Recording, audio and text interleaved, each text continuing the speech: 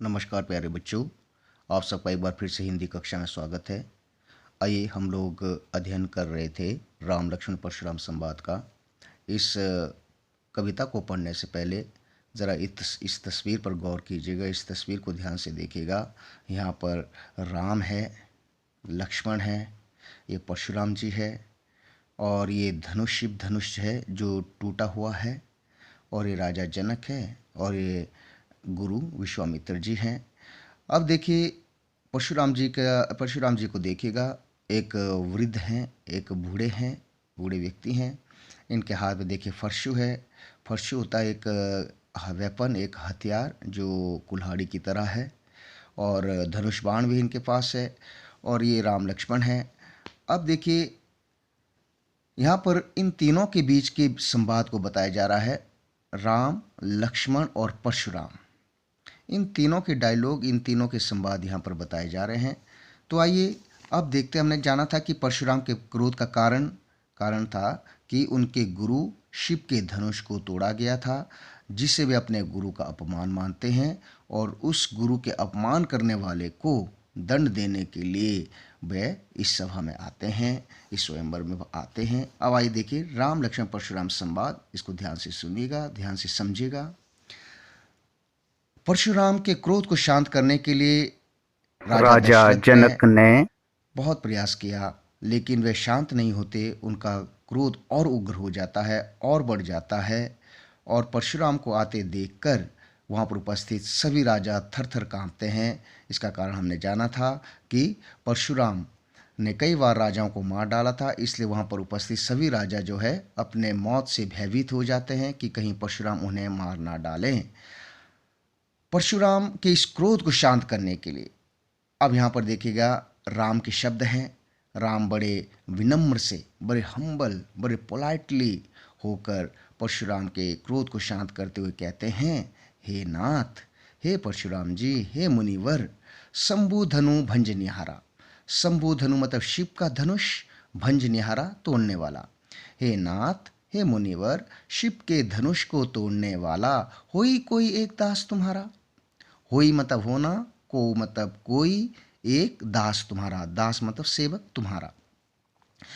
हे परशुराम जी, शिव के धनुष को तोड़ने वाला आपका ही एक दास है, आपका ही एक दास या आपका ही एक सेवक है।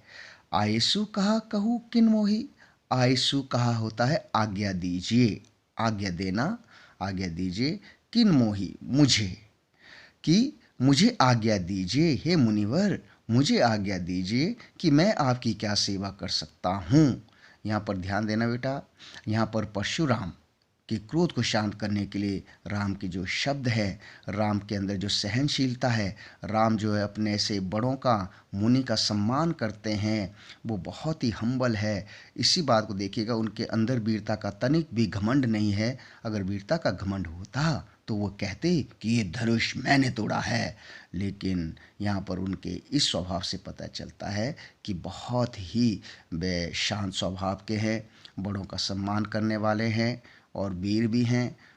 अब आगे देखिए राम के इन शब्दों को सुनकर कि शिव का धनुष तोड़ने वाला आपका ही एक सेवक है, इसके उत्तर में परशुराम कहते हैं, सुनी रिसाए बोले मुनि को ही।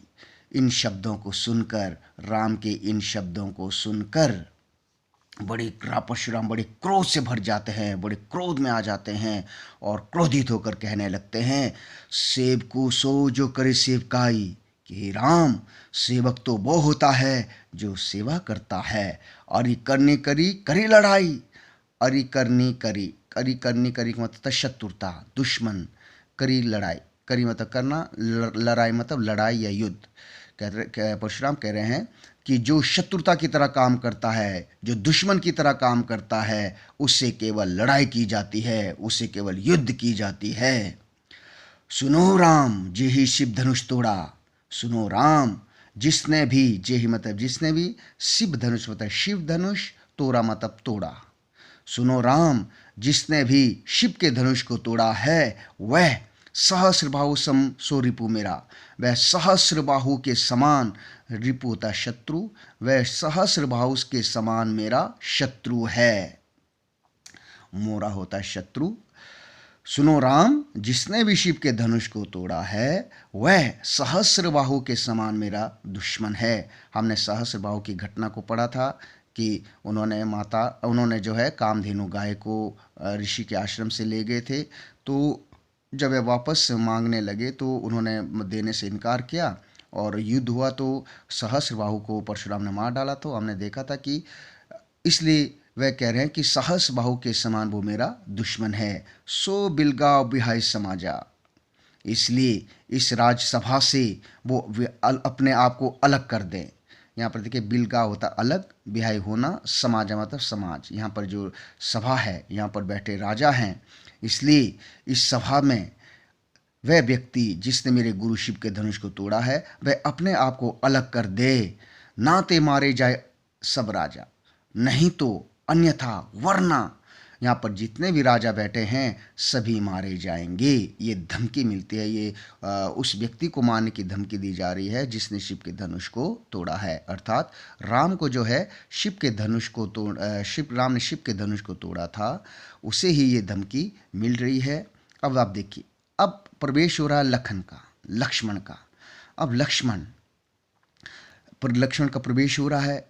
क्यों हो रहा है? देखिए बेटा, अभी तक तो बात हो रही थी, अभी तक तो संवाद हो रहा था राम और परशुराम के बीच में, लेकिन अचानक से जो है इन दोनों के बीच में लक्ष्मण बोल पड़ते हैं। और यहाँ पर लक्ष्मण के आने का कारण है कि अभी तक जो है मुनि परशुराम जी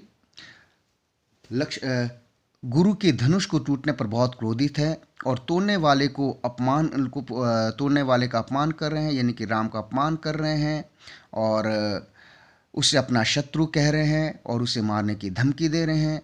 ये बात जो है लक्ष्मण को सहन नहीं हो पा रही है कि लक्ष्मण के होते हुए कि कोई उसके बड़े भाई का अपमान करे, ये शर्म की बात है। इसलिए वो भी जो है इस संवाद में शामिल हो जाते हैं। और देखिए, लक्ष्मण राम के बिल्कुल अपोजिट है, बिल्कुल विपरीत है। दोनों का स्वभाव बिल्कुल विपरीत है। लक्ष्मण भी बहुत वीर हैं, लेकिन आगे देखिए जैसे हम पढ़ते जाएंगे, इनके संवाद को सुनते जाएंगे तो आपको इनके संवाद को सुनकर ही आपको पता चलेगा कि किस स्वभाव के, किस नेचर के व्यक्ति हैं। तो आइए लक्ष्मण जो है सुनी मुनि वचन, मुनि परशुराम के शब्दों को सुनकर मुस्कुराने लगे, हंसते हुए कहने लगे। अब देख बेटा, कोई क्रोधित है, कोई गुस्से में है। ज़रा इस भाव को समझिएगा कि कोई गुस्से में है, और गुस्से में है तो कोई उसके गुस्से का मजाक उड़ा रहा हो, कोई हंस रहा हो, तो क्या उसका गुस्सा कम होगा? क्या उसको गले लगाएगा, बोलेगा शाबाश यार तूने मेरा गुस्सा कम कर दिया? नहीं बच्चों, इससे क्या होगा, उसकी क्रोध की अग्नि, उसकी क्रोध का गुस्सा जो है और ज़्यादा भड़क उठेगा, उसे और ज़्यादा गुस्सा आएगा। और यही काम जो है लक्ष्मण कर रहे हैं। अब देखिए कैसे परशुराम के क्रोध को देखिए, जब क्रोधित परशुराम है, लक्ष्मण उनके क्रोध पर मुस्कुराने लगते हैं और बोले, परशुधारी अवमाने। और परशुधारी, फरशु को धारण करने वाले, अर्थात परशुराम। फरशुधारी ही मतलब फरशु को धारण करना। परशुराम के लिए जो है अपमानपूर्ण शब्द कहने लगे। अपमान मतलब अपमानपूर्ण शब्द कहने लगे। यहाँ पर ध्यान देना बेटा, हालांकि परशुराम एक वृद्ध है, राम ने तो उनका सम्मान किया था, उनका आदर किया था, लेकिन लक्ष्मण यहाँ पर देखिएगा राम के बिल्कुल विपरीत है। अपने भाई से राम से बहुत प्रेम करते हैं, और इसी प्रेम के कारण कोई उनके सामने राम भैया को मारने की धमकी दे, उनका अपमान करे, ये उन्हें सहन नहीं हो पा रहा है। इसलिए वो परशुराम के विरुद्ध अपमानपूर्ण शब्द कहने लगे और कहने लगे, बहु धनी तोरी लड़िकाई। यहाँ पर देखिए बड़े मुस्कुराते हुए, बड़े मजाक के तरीके से उनके वीरता का मजाक उड़ाते हुए कहने लगे, बहु धनुई तोरी लड़काई। बहु मतलब बहुत, धनुई मतलब धनुष्मान, छोटे मोटे धनुष्मान, तोरी तोड़ना, लड़िकाई होता है बचपन, कि हमने तो बहुत से छोटे मोटे धनुष को बचपन में तोड़ डाला था या तोड़ा था। कभू ना असी रिस को ही गोसाई। कभू मतलब कभी, ना असी इस प्रकार, रिस मतलब क्रोध, किन्हीं गोसाई, हे गोसाई, हे गोसाई। यहाँ पर गोसाई है परशुराम। हे परशुराम, हे मुनिवर, पर आपने तो कभी इस तरह का गुस्सा उस समय नहीं किया। अब इसके साथ समझिए कि बचपन में तो हमने बहुत सारे धनुष बाण तोड़े थे, पर उस समय तो आपने इस तरह गुस्सा नहीं किया। यही धनु पर ममता के हेतु, यही मतलब इसी, धनु मतलब धनुष, पर ममता मतलब प्रेम, के ही हेतु किस कारण, कि इसी धनुष पर आपको क्यों प्रेम है, इसी धनुष पर किस कारण आपको प्रेम है। अब देखिए इस तरह देखिए बेटे, यहाँ पर शिव के धनुष का भी अपमान हो रहा है। लक्ष्मण जो है शिव के धनुष का अपमान करते हुए उन्हें क्या कह रहे हैं कि ये तो एक सामान्य धनुष है, हमने तो बचपन में ऐसे छोटे मोटे धनुष बहुत तोड़े थे, परंतु कभी आपने गुस्सा नहीं किया। फिर इसी धनुष पर आपको इतना प्रेम या ममता क्यों है। लक्ष्मण के इन सब शब्दों को सुनकर सुनी रिसाए कहे भृगु कुल केतु, भृगु कुल केतु, भृगु कुल, भृगु खानदान, परशुराम के खानदान का नाम है भृगु, भृगु कुल के पुत्र अर्थात भृगु खानदान के पुत्र अर्थात परशुराम लक्ष्मण के इन शब्दों को सुनकर बहुत क्रोधित हो जाते हैं, उनकी क्रोध की अग्नि और भड़क उठती है। अब यहाँ पर समझिएगा, परशुराम क्रोध में है, और यहाँ पर परशुराम के इस क्रोध को एक अग्नि के रूप में बताया गया है, और इस क्रोध को भड़का रहे हैं और ज़्यादा हवा दिया है किसने, लक्ष्मण के संवाद ने, कि लक्ष्मण के संवाद इस क्रोध में, इस क्रोध रूपी अग्नि में क्या कर रहे हैं, घी का काम कर रहे हैं, घी का काम या तेल का काम कर रहे हैं, जो उस आग को और ज़्यादा भड़का रहे हैं। अब देखिए बेटा यहाँ पर इस बात को ध्यान दीजिएगा, क्या लक्ष्मण की इन बातों को सुनकर परशुराम शांत हो जाते। तो यहाँ पर देखिए परशुराम का क्रोध जो है, जो अपने गुरु के धनुष टूटने पर बहुत क्रोधित थे, उनके इस क्रोध को लक्ष्मण के इन शब्दों ने बहुत भड़का दिया था कि बचपन में तो हमने ऐसे छोटे मोटे धनुष बहुत तोड़े थे, परंतु आपने कभी भी इस तरह का उस समय गुस्सा नहीं किया। हे परशुराम जी, आपको इसी धनुष पर इतना प्रेम क्यों है। लक्ष्मण देखिए, लक्ष्मण के इन शब्दों ने उनके क्रोध रूपी आग को और ज़्यादा भड़का दिया था। ये थे बेटा दोहा, माफ़ कीजिएगा ये है चौपाई। अब देखिए दोहे में, रे नृप बालक काल बस बोलत तो ही न संभार। यहाँ पर देखिए इस दोहे में कहा जा रहा है परशुराम बहुत क्रोधित है, बहुत गुस्से में है।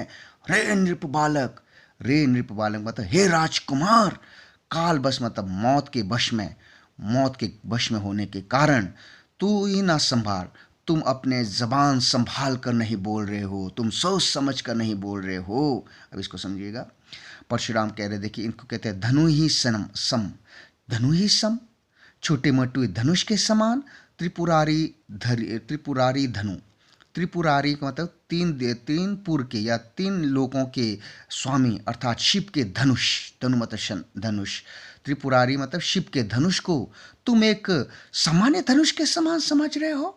हे मूर्ख, तुम शिव के धनुष को एक सामान्य धनुष के समान समझ रहे हो। विदित सकल संसारा, विदित होता है जानना, सकल मतलब सारा, संसार मतलब दुनिया, पूरा संसार जानती है, पूरी दुनिया ये जानती है कि ये शिव का प्रसिद्ध धनुष है, और तुम शिव के धनुष को एक सामान्य धनुष के समान समझ रहे हो।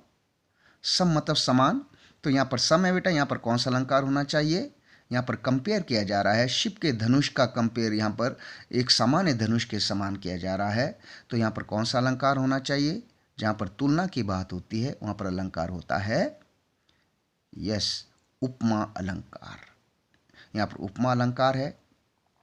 तो आइए बेटा यहाँ पर देखिएगा, अब यहाँ पर हमने इन पंक्तियों में क्या क्या पढ़ा हमने, देखिए पहले अलंकार की ओर आ जाते हैं। अलंकार में देखिए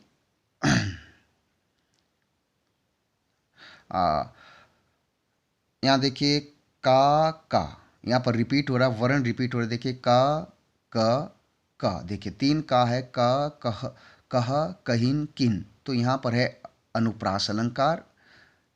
आगे देखिए बहुत सारे यहाँ पर अलंकार अनुप्रास अलंकार है, यहाँ पर भी देखा अनुप्रास अलंकार है, का क्या वृत्ति यहाँ भी हो रही है, रिपीट यहाँ भी हो रहा है।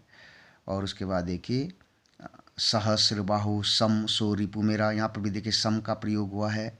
यहाँ पर भी देखिए उपमा अलंकार है सम, कि वह सहस्रबाहु के समान दुश्मन है। रिपु दुश्मन कहा था हमने कि सा में यहाँ पर देखिए, यहाँ पर अनुप्रास भी है और सम में यहाँ पर उपमा अलंकार भी है। यहाँ पर देखिए, यहाँ अनुप्रास है सहस्र, सा। एक तो यहाँ पर अनुप्रास है और दूसरा यहाँ पर उपमा अलंकार है। अबिलगाव बिहाय, देखिए यहाँ पर भी बा बाप की आवृत्ति हो रही, देखो यहाँ पर भी अनुप्रास अलंकार है। नाते मारे जाए सब राजा। अच्छा आगे देखिए, अच्छा आगे आपके सामने देखिए और अलंकार है तो आप ढूंढ लीजिएगा। ओके, ये बेटा अलंकार। तो यहाँ पर देखा हमने अलंकार, तो हमें पता चला बेटा यहाँ पर कौन कौन से अलंकार का प्रयोग किया गया है। और हमने भाषा देखा था कि भाषा यहाँ पर अवधि है, भाषा अवधि भाषा का प्रयोग किया गया है। और यहाँ पर देखिए, यहाँ पर रस है वीर रस, रौद्र रस। लक्ष्मण के परशुराम के स्वभाव में, परशुराम के शब्दों में उग्रता है, क्रोध है।